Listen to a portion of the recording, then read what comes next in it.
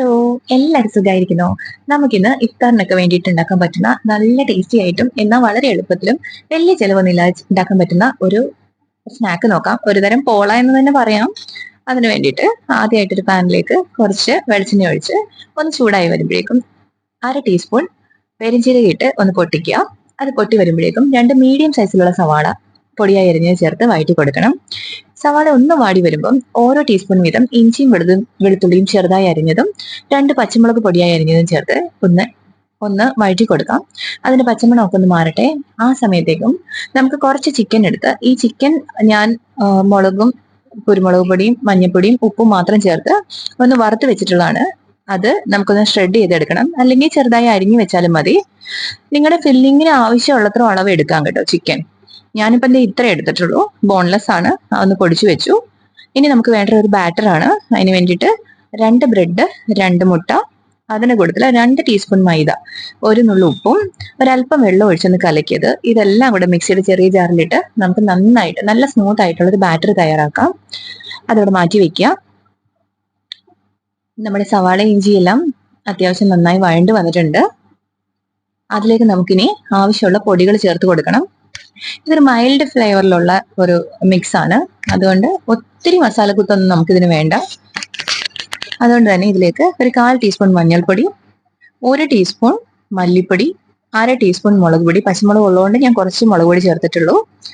ഇനി കുരുമുളകും ചേർക്കുന്നുള്ളതുകൊണ്ട് പിന്നെ 1 ടീസ്പൂൺ ഇതിലേക്ക് വേണ്ടിയിട്ട് ഗരം മസാലയുടെ പൊടി, പിന്നെ ആവശ്യത്തിന് ഉപ്പ്, 1 ടീസ്പൂൺ കുരുമുളക് പൊടി. ഇതെല്ലാം കൂടി ഇട്ട് ഒന്ന് മൂപ്പിക്കണം. ഈ സമയം തീ വളരെയധികം കുറച്ച് വെക്കുക, കാരണം ഈ പൊടികളൊന്നും തന്നെ കരിഞ്ഞു പോകരുത്. ഇതൊന്ന് മൂത്ത് വരുമ്പോഴേക്കും നമ്മളുടെ ഷ്രെഡ് ചെയ്ത് വെച്ചിരിക്കുന്ന ചിക്കൻ അല്ലെ അരിഞ്ഞു വെച്ചിരിക്കുന്ന ചിക്കൻ ഇതിലേക്ക് ചേർത്ത് കൊടുക്കാം.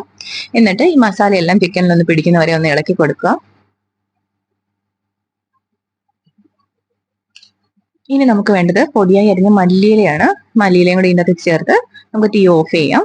ഇത് ഒത്തിരി ഉണങ്ങി പോകണ്ട, എന്നാൽ ഇതിനകത്ത് വെള്ളം ഇല്ലാതിരിക്കുന്ന ഒരു ഫില്ലിംഗ് ആണ് നല്ലത്. ഇപ്പൊ നന്നായി ഡ്രൈ ആയിട്ടുണ്ട്. അത് മാത്രമല്ല മസാലയെല്ലാം നന്നായിട്ട് പിടിച്ചു. ഉപ്പൊക്കെ ഒന്ന് നോക്കുക കേട്ടോ. ഉപ്പ് കുറവുണ്ടെങ്കിൽ ലേശം ഇട്ട് കൊടുക്കാം. അതുപോലെ തന്നെ കുരുമുളകും എരിവ് നിങ്ങളുടെ പാകത്തിനനുസരിച്ച് ചേർക്കുക. ഇനി നമുക്ക് ഇതേ പാനിൽ തന്നെ ഈ ചിക്കൻ എടുത്ത് മാറ്റിയിട്ട് ഇതേ പാനിലേക്ക് തന്നെ കുറച്ച് ഒരു 1/2 ടീസ്പൂൺ നെയ്യ് ഒഴിച്ച് പാനിൽ എല്ലാ വശത്തേക്ക് എത്തുന്ന രീതിയിൽ ഒന്ന് തടവി കൊടുക്കുക.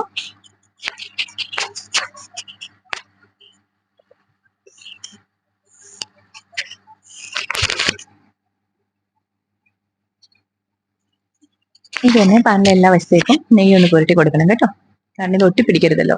നോൺ സ്റ്റിക്കിന്റെ പാത്രം എടുക്കുന്നതാണ് നല്ലത്. അല്ലെങ്കിൽ നമുക്കിത് ഇപ്പം ബേക്ക് ചെയ്താണ് എടുക്കേണ്ടതെങ്കിൽ ഒരു കേക്ക് ടിൻ എടുക്കുകയും ചെയ്യാം. അപ്പം ഷേപ്പ് ഒന്നുകൂടെ നന്നായിട്ട് കിട്ടും. അത്രയേ ഉള്ളൂ. ഇനി നമുക്കിതിലേക്ക് ഈ ബാറ്ററിന്റെ 1/4 പങ്ക് ഒഴിച്ചു കൊടുക്കാം. തയ്യാറാക്കിയിരുന്ന ബാറ്ററിന്റെ 1/4 പങ്ക്. എന്നിട്ട് ഈ സമയത്ത് തീ വളരെയധികം കുറച്ച് വെക്കുക, കാരണം ബ്രെഡ് ഉള്ളതുകൊണ്ട് തന്നെ ഇത് പെട്ടെന്ന് കരിഞ്ഞു പോകും. അതുകൊണ്ട് തീ വളരെയധികം ശ്രദ്ധിക്കുക കേട്ടോ. ഇനി നമുക്ക് ഈ ഫില്ലിങ് മുഴുവനായിട്ടും ഇതിലേക്ക് എല്ലാ ഭാഗത്തേക്ക് എത്തുന്ന രീതിയിൽ നമുക്കൊന്ന് നിരത്തി കൊടുക്കാം. ഇതിന് നമ്മുടെ മീറ്റ് പഫ്സിന്റെ ഒക്കെ ഒരു ടേസ്റ്റ് ആണ് കേട്ടോ. നല്ല ടേസ്റ്റ് ആണ്. ഞാനിത് എപ്പോഴൊക്കെ ഉണ്ടാക്കിയിട്ടുണ്ട് അതുവരെ എല്ലാവർക്കും ഭയങ്കര ഇഷ്ടപ്പെട്ടിട്ടുണ്ട്. ഇപ്പൊ നമ്മുടെ ഈ ഫില്ലിംഗ് എല്ലാം ഞാൻ അതിൻ്റെ അകത്തേക്ക് ഇട്ടെടുത്തിട്ടുണ്ട്. എല്ലാ വശത്തേക്കും ചെല്ലട്ടെ. ഇനി നമുക്ക് നമ്മുടെ കയ്യിൽ മിച്ചമുള്ള ബാറ്റർ ഇതിന്റെ മുകളിലോട്ട് ഒഴിച്ചു കൊടുക്കണം.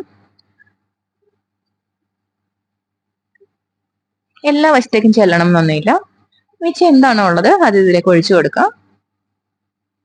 എന്നിട്ട് അടച്ചു വെച്ച് ചെറുതീയിൽ വേവിച്ചെടുക്കണം. ഇനിയിപ്പോ നിങ്ങൾ ഇത് ബേക്ക് ചെയ്യാൻ ഉദ്ദേശിക്കുന്നെങ്കിൽ ഒരു കുക്കർ, നമ്മൾ കേക്കൊക്കെ ഉണ്ടാക്കുന്ന പോലെ കുക്കർ ചെറുതായിട്ട് ചൂടാവുമ്പോൾ അതിലേക്ക് ഒരു കേക്ക് ടിൻ ഇറക്കി വെച്ച് അതിനകത്ത് നമ്മൾ കേക്ക് ഒക്കെ ഉണ്ടാക്കില്ലേ കുക്കറിനകത്തും ഒക്കെ, അതുപോലെ ചെയ്യാം. അല്ലെങ്കിൽ വേറൊരു പാനിൻ്റെ അകത്ത് ഇറക്കി വെച്ചിട്ടും ചെയ്യാം. അങ്ങനെ ചെയ്തെടുക്കാം. ഞാൻ എപ്പോഴും എളുപ്പത്തിന് ഇങ്ങനെയാണ് ചെയ്യാറുള്ളത്. ഇടയ്ക്കിടയ്ക്ക് നോക്കണം കേട്ടോ അത് റെഡി ആയോന്ന്. അടിഭാഗം എന്തെന്ന് തോന്നുകയാണെങ്കിൽ നമുക്കത് തിരിച്ചിട്ട് കൊടുക്കാം. ഇപ്പൊ ഞാൻ തിരിച്ചിട്ടിട്ടുണ്ട്, കണ്ടില്ലേ? ഇതിങ്ങനെ നല്ലതായിട്ട് അടിഭാഗം എല്ലാം നന്നായിട്ട് മൂത്ത് നല്ല ബ്രൗൺ കളറിൽ വന്നിട്ടുണ്ട്. എന്നിട്ട് 2 വശവും മൊരിച്ച് നമുക്കിതൊരു പ്ലേറ്റിലേക്ക് മാറ്റാം. ഇനി ഇത് പീസസ് ആയിട്ട് മുറിച്ചെടുക്കാം. ഇത് നല്ല ഫില്ലിംഗ് ആണ് കേട്ടോ. ഇതൊരു 3 പീസ് കഴിക്കുമ്പോൾ തന്നെ നമുക്ക് വയറ് നിറയും. അപ്പോൾ ഈസി അല്ലേ വീഡിയോ? ഇതിങ്ങനെ പീസസ് ആക്കാം. എന്നിട്ട് നമുക്ക് സോസിന്റെയും മയണൈസിന്റെയും ഒക്കെ കൂടുതൽ വിളമ്പാം. കുട്ടികൾക്കൊക്കെ ഒത്തിരി ഇഷ്ടപ്പെടും. നമ്മൾ ഒരു ഷോപ്പിലൊക്കെ പോയി ഇങ്ങനെയുള്ള സ്നാക്സ് മേടിച്ച് കഴിക്കുമ്പോൾ എത്ര രൂപയാണ് നമ്മൾ വേസ്റ്റ് ചെയ്യുന്നത്. അപ്പൊ എല്ലാവരും ട്രൈ ചെയ്ത് നോക്കാം കേട്ടോ.